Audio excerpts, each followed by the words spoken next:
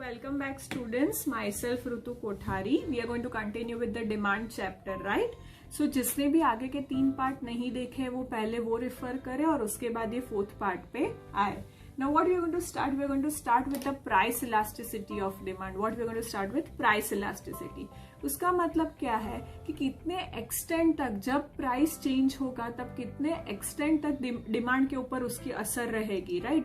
Till what extent demand will also change, that we are going to learn in price elasticity of demand. So price elasticity of demand, what does it show? It shows the proportionate change in demand or the extent to which the demand will change due to the change in its price, that we are going to learn in price elasticity of demand. उसकी formula भी है that price elasticity of demand equals to proportionate change in demand upon proportionate change in price. वो उसकी formula है. तो आपके text book में एक एग्जाम्पल भी दिया है, आप देख सकते हो on page number 28 that if there is 1% fall in price of the commodity X which leads to 5% rise, price कम हो रहा है तो डिमांड बढ़ रही है. So there is a rise in the price, there is a rise in the demand by 5% for the commodity X. Then when you keep in the formula, that is proportionate change in demand upon proportionate change in price. और price elasticity को हम symbolize form में कैसे define करेंगे? EP. How you will be defining EP, right? So when you want to keep in this formula, first it is proportionate change in demand. तो proportionate change in demand क्या हो रहा है? Increase हो रहा है. What it is happening? It is increasing. Demand is increasing by 5% according to the example. तो हम लोग plus 5% लिखेंगे. क्या लिखेंगे? plus 5%. और बाद में क्या है? Proportionate change in price. Proportionate change in price मतलब price decrease हो रही है. तो यहाँ पे प्राइस आपके एग्जाम्पल में डिक्रीज हो रही है तो यहाँ पे आप -1% लिखोगे. And when you will B dividing it you will be getting answer 5. Now over here you are going to write it in modulus. Modulus के फॉर्म में हम डिफाइन करेंगे, हम वैसे नहीं डिफाइन करेंगे. क्यों मॉड्यूलस के फॉर्म में डिफाइन करेंगे? Because in price elasticity of demand the science that is plus minus sign, कोई भी यूनिट है, केजी है, लीटर है, ऐसा कुछ भी, रुपीज है, ऐसा कुछ भी अफेक्ट नहीं होने वाला. There is going to be no effect on it. Therefore you are going to write it in modulus, right? So यहाँ पे डेफिनेशन दिया है प्राइस इलास्टिसिटी ऑफ डिमांड का, that the definition of price elasticity of demand according to Alfred Marshall, that the degree of elasticity of demand depends upon, किसके ऊपर depend करती है ये? It depends upon the extent of rise in demand. It depends upon the extent of rise in demand due to the fall in price and upon the extent of fall in demand due to rise in price. अगर price कम हो रहा है तो demand बढ़ेगी, right? तो कितने तक बढ़ेगी वो चीज प्राइस इलास्टिसिटी ऑफ डिमांड में शो करती है. And if price is going to rise तो कितने तक डिमांड कम होगी, वो भी क्या, कौन से एक्सटेंट तक. यहाँ पे वर्ड क्या यूज किया है उन्होंने? एक्सटेंट तक. एक्सटेंट मतलब कौन से लिमिट तक, कितनी तक वो चेंज होगी ड्यू टू द राइज और fall in the price, the demand will change. That is known as price elasticity of demand. Now there are 5 types, there are 5 degrees of price elasticity of demand. The 5 types are perfectly elastic demand, perfectly inelastic demand, unitary elastic demand, relatively elastic demand and relatively inelastic demand, right? There are 5 types, right? Perfectly elastic demand मतलब where EP is equal to infinity. वो हम सभी चीज deep में अभी पढ़ेंगे. Then perfectly inelastic demand where EP equals to 0. Unitary elastic demand where EP equals to 1. Relatively elastic demand where EP is greater than 1 and relatively inelastic demand मतलब where EP is less than 1. ये चीजें अब हम लोग अभी deep में पढ़ेंगे. Okay, so we are starting with the first type, that is perfectly elastic demand where EP equals to infinity. EP मतलब यहाँ पे हम डिमांड के बारे में बात करने वाले. किसके बारे में बात करने वाले हैं? Demand. That demand is going to remain infinite. What is demand going to remain? It is going to remain infinite, right? तो जब हम इसका एक डायग्राम पहले ड्रॉ करते हैं, right? So X, Y, okay, simple. अब क्या होगा कि यहाँ पे what is perfectly elastic demand, EP equals to infinity. EP equals to infinity मतलब where there is infinite change in demand and price is going to remain constant. यहाँ पे क्या होने वाला है, प्राइस कांस्टेंट रहेगा, demand will keep on changing, demand will keep on changing, right? Where price is going to remain constant and demand is going to keep on changing, at that time we can say that there is perfectly elastic demand. EP equals to infinity कि demand infinite change होती रहेगी, price कैसे होने वाला है, constant रहने वाला है, there is going to be no change in price. जैसे हमने इंक्रीज डिक्रीज में पढ़ा था that price is going to remain constant but demand is going to keep on changing, right. So over here कैसा diagram आएगा कि जब हम डायग्राम ड्रॉ करेंगे तब सबसे पहले हम यहाँ पे डिमांड शो करेंगे और यहाँ पे क्या शो करेंगे हम, price of the commodity and demand of the commodity, right. तो यहाँ पे आप इन यूनिट्स और यहाँ पे in rupees, right. Now what we have seen that price is going to remain constant. तो यहाँ से एक कोई भी रैंडम पॉइंट लेके मैं यहाँ से ऐसे शो कर दूंगी, ये मेरा कौन सा है, DD कर्व मैंने शो कर दिया। तो ये क्या शो करता है, it shows perfectly elastic demand, right. That demand keeps on changing, demand change होता जा रहा है, price is constant and demand keeps on changing, demand change infinity हो रही है, मतलब बढ़ती जा रही है, जितनी बढ़नी है उतनी। So there is an infinite change in demand when price is constant is known as perfectly elastic demand, where EP equals to infinity. ये पर्टिकुलर डिमांड कर्व कभी भी आपको रियल लाइफ में नहीं देखने को मिलेगा, रियल मार्केट में नहीं देखने को मिलेगा, right. This is just a point of theory in economics, nothing else. Now over here what you are going to do, you have to even explain this, right? You have to explain this. So in the diagram the demand curve DD, आपको क्या दिखा, that the demand curve DD is a parallel line. It is a parallel line to x axis, parallel line to x axis. ये हमारे x axis है, ये हमारा DD curve है, दोनों साथ में जा रहे हैं, right? So it is a parallel line to x axis, right? And because there is an infinite change in demand and the price remains same, तब आप ये situation देख पाएंगे. Now second type is perfectly inelastic demand. Perfectly inelastic demand मतलब when EP is going to remain zero, मतलब यहाँ पे demand constant रहने वाला है और प्राइस बढ़ती जाएगी. प्राइस जितनी भी चेंज होएगी, बढ़ेगी या कम होगी, उससे डिमांड पे कोई भी तरह का असर नहीं देखने को मिलेगा, right? Therefore EP equals to zero. So when we will be drawing diagram regarding this particular thing, at that time first in each diagram we will be showing x-axis, y-axis, right, zero mark कर दिया. अब क्या है यहाँ पे EP equals to zero, मतलब यहाँ पे क्या होने वाला है, price is going to keep on changing. Price हम एक्स एक्सिस पे शो करेंगे, इसलिए मैंने ये वर्टिकल लाइन शो की है. और डिमांड क्या होने वाला है, demand is not going to change, it is going to remain constant, right. ये सिर्फ आपको समझाने के लिए मैं लिख रही हूँ, नहीं कि कुछ आपको ऐसे, आपको तो सेंटेंस फॉर्म में उसको लिखना है, ये तो सिर्फ आपको समझाने के लिए मैं लिख रही हूँ. तो यहाँ पे आपको एग्जाम्पल दिया है, टेक्स्ट बुक में भी आप देख सकते हो on page number 29, that when price of a commodity से कमोडिटी के changes by any amount, price कोई भी तरह चेंज होगी, इंक्रीज होगी तो +10%, डिक्रीज होगी तो -10% हम रख देंगे.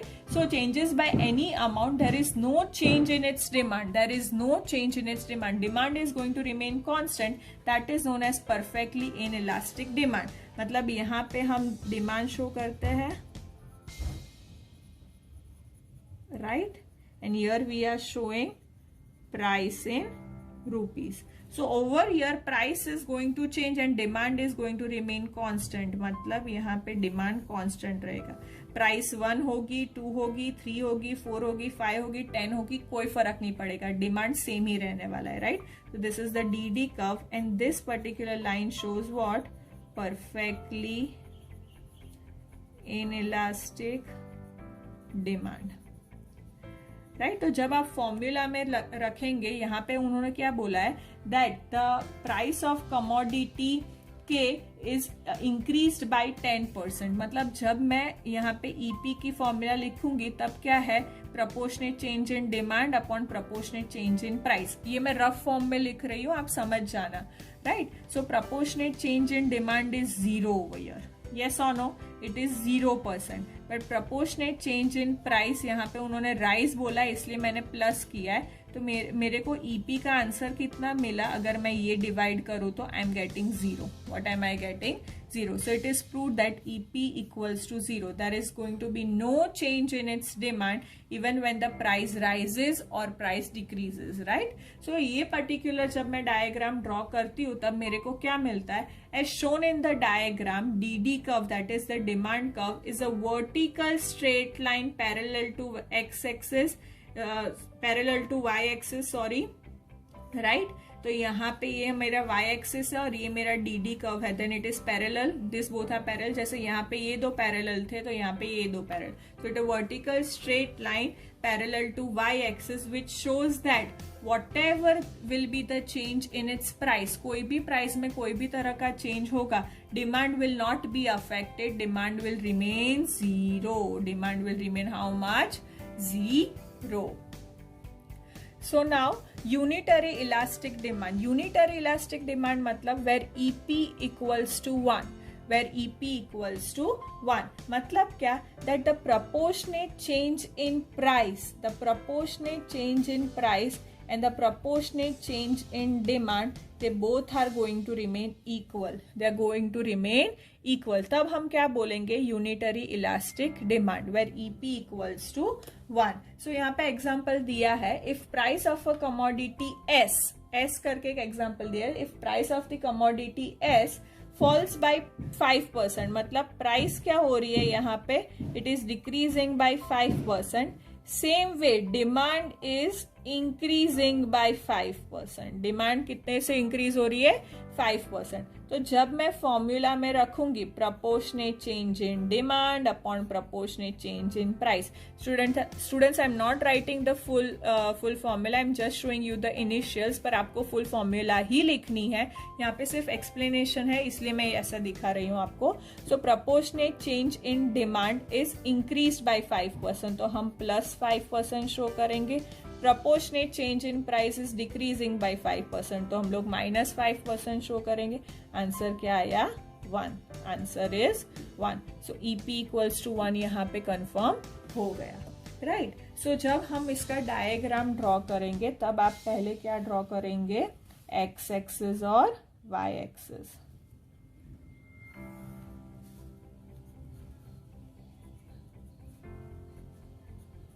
Right, over here we are showing demand in units and here we are showing price in rupees.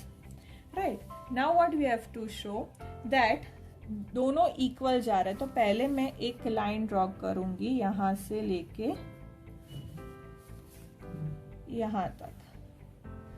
Suppose when price is P of commodity S and demand is M unit, right? ये तब क्या बोला उन्होंने कि price reduces by 5% and demand also increases by 5%. तो सबसे पहले एक टेक्निक है, यहाँ पे आप ऐसे एक स्लैंटिंग लाइन ड्रॉ कर दीजिए सिर्फ, तो उससे क्या पता चलेगा कि हमारा गैप यहाँ पे इक्वल शो करना है हमको, कि प्राइस जो कम हो रही है और डिमांड बढ़ रही है, उन दोनों के बीच में जो गैप है वो इक्वल जा रहा है, right. So what I will do, I will just draw this particular slope in a bit broad way. देखो मैं उसको ऐसे ड्रॉ करूंगी. हम पहले कैसे ऐसे ड्रॉ कर लेते थे, ऐसे नहीं, हम लोग थोड़ा ब्रॉड ड्रॉ करेंगे, तो क्या होगा कि दोनों का गैप सेम मिलेगा हमको, राइट. तो यहाँ पे M1 P1, राइट. इसका गैप और इसका गैप आपको सिमिलर दिख रहा है कुछ. So when price reduces by 5%, demand is increasing by 5%, right? तो ये दोनों को वैसे भी हमको ज्वाइन करना है, तो अब मैं प्रॉपर्ली ज्वाइन कर देती हूँ. मैंने प्रॉपर्ली ज्वाइन कर दिया. ये मेरा हुआ DD curve. What this particular curve shows, it is a unitary elastic demand curve. unitary elastic demand curve, right? So what does it show? कि पहले हम लोग कैसे ऐसे स्टीप ड्रॉ कर लेते थे डिमांड कर्व तो चल जाता था, पर यहाँ पे मैंने थोड़ा ब्रॉड लिया क्योंकि इन दोनों का गैप कहीं ना कहीं सेम दिखना चाहिए कि ये दोनों इक्वल है, वो चीज दिखनी चाहिए डायग्राम में, राइट? सी प्रॉपर डायग्राम आप ग्राफ पेपर के बिना नहीं ड्रॉ कर सकते हो, but still somewhat when I visualise this I can come to know that this both are equal, right? So over here first what I did, I drew one of the box by joining both the axes. बाद में मैंने इसको एक थोड़ा broad करके मैंने diagram draw किया और बाद में सेकेंड ड्रॉ किया कि जिसके थ्रू मेरा गैप इक्वल दिखे, right? So in the diagram on the demand curve DD when price falls by PP1 demand expands by price falls by PP1 demand expands by M1 which is exactly the same as the price changes, which is exactly the same as the price changes. So I can say that it is a unitary elastic demand curve where EP equals to 1, where EP equals to 1, right? After this what we are going to see, relatively elastic demand. Relatively elastic demand मतलब where EP is greater than 1, मतलब यहाँ पे price is going to remain less and demand is going to increase which is going to be greater than 1, right? So the proportionate change in demand, the proportionate change in demand is more than the proportionate change in price. तो यहाँ पे आपको example दिया है that if the price of commodity R commodity ली है, rises by 10%, price rises by 10% and demand falls by 30%, demand falls by 30%. यहाँ पे ये जो मैंने किया है this is about less and this is about more, okay? Not increase decrease, ये दो एरो जो मैंने किए वो इंक्रीज डिक्रीज के लिए नहीं है, वो लेस और मोर के लिए. That demand is more than price. तो यहाँ पे जब आपको नंबर्स देखना है तो कौन सा नंबर ज्यादा है? डिमांड का नंबर ज्यादा है, that is 30 and price is 10. So what does it show? That the proportionate change in demand is more than the proportionate change in price. Price तो सिर्फ 10% बढ़ रहा है, but demand is decreasing by 30%, which is more. So when you will keep in EP equals to proportionate change in demand upon price, तो demand कम हो रहा है तो -30% और प्राइस बढ़ रहा है तो +10%, and your answer is 3. Which is greater than 1, which is greater than 1. So it is proved that proportionate change in demand is more than the proportionate change in price. अब यहाँ पे आप क्या करोगे? पहले जब हम डायग्राम शो करेंगे तब प्राइस का गैप हमको कम दिखाना है क्योंकि वो सिर्फ 10% से बढ़ रहा है, right? Price is just increasing by 10% but demand is decreasing by 30%. तो उसका गैप जो हम ड्रॉ करेंगे वो बड़ा होगा, right? So over here I show demand in units and here I will be showing price in rupees, right? सबसे पहले मैं क्या करूंगी, P और M के लिए एक ड्रॉ कर दूंगी, उसके बाद पहले मैं कर्व ड्रॉ करूंगी, right? So this is P, this is M, right? Now over here सबसे पहले मैं थोड़ा ब्रॉड ड्रॉ करने वाली. क्यों ब्रॉड ड्रॉ करने वाली? क्योंकि ये जो मेरी लाइन यहाँ तक आनी चाहिए, मेरे को अप्रॉक्स M1 यहाँ तक शो करना है, राइट? क्योंकि इसका गैप ज्यादा होना चाहिए, इसका गैप कम होना चाहिए. तो मैं यहाँ पे अप्रॉक्स P1 पकड़ के बैठू, मैं यहाँ पे P1 शो करने वाली हूँ. तो अगर मेरे को M1 यहाँ पे शो करना है, यहाँ तक अप्रॉक्स मेरे को यहाँ तक शो करना है, so what I have to do, I have to draw like this. मेरा कर्व कैसा दिखना चाहिए? ऐसा दिखना चाहिए, राइट? थोड़ा बाहर से मैं ड्रॉ करूंगी क्योंकि इसका गैप कम होना चाहिए और मेरी डिमांड का गैप ज्यादा दिखना चाहिए.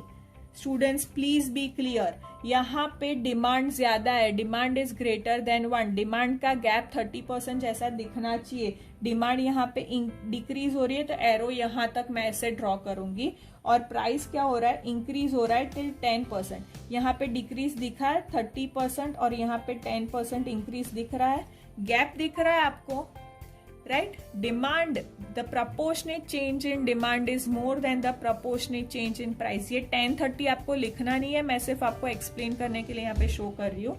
तो this is my DD curve. मैंने सबसे पहले ये इनिशियल ड्रॉ करके मैंने पहले कर्व ड्रॉ कर लिया अप्रोक्स पॉइंट लेके. क्यों?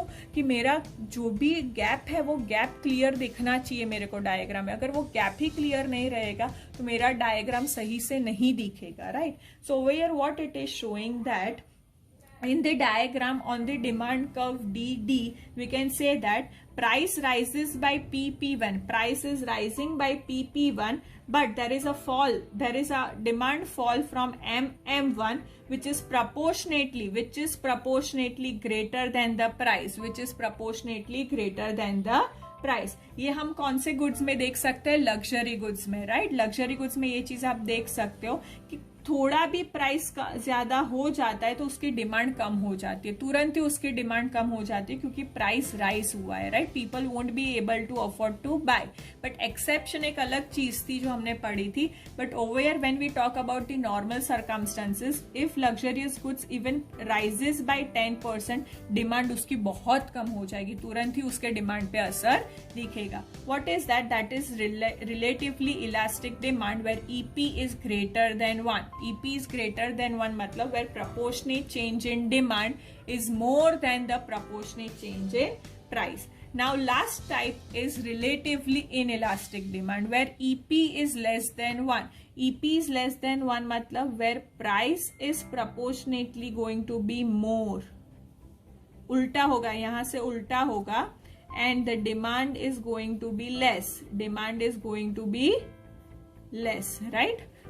सो ओवर हियर हम क्या करेंगे, आप एग्जाम्पल देख सकते हो दैट पहले meaning when percentage change in demand is proportionately less than the percentage change in price, at that time we will observe relatively inelastic demand.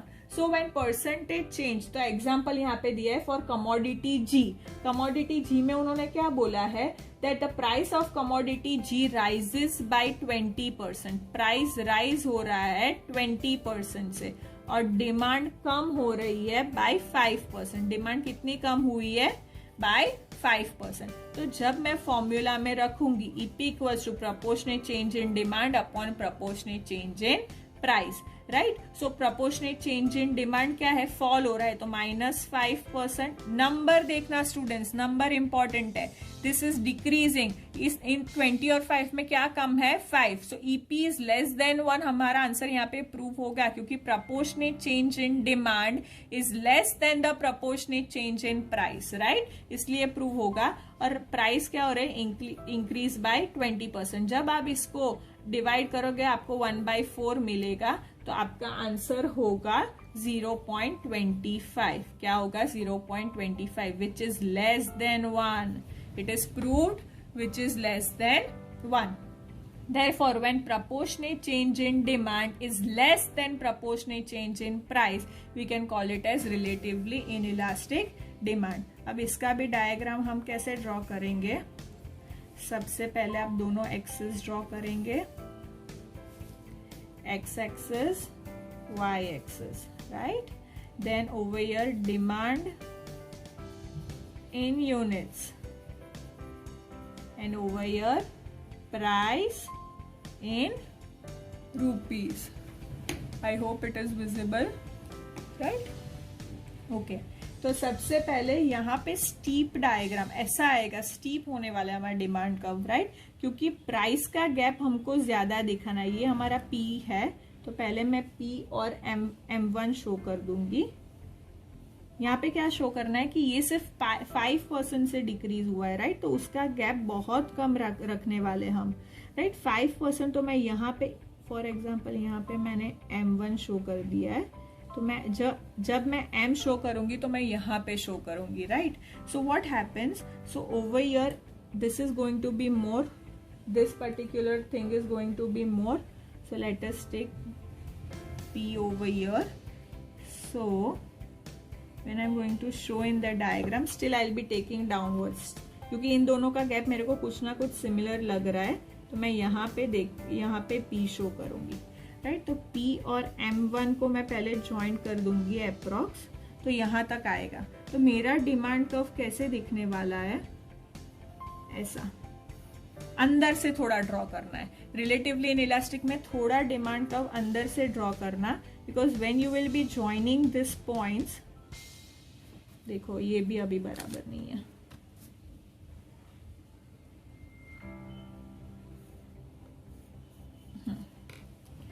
Right.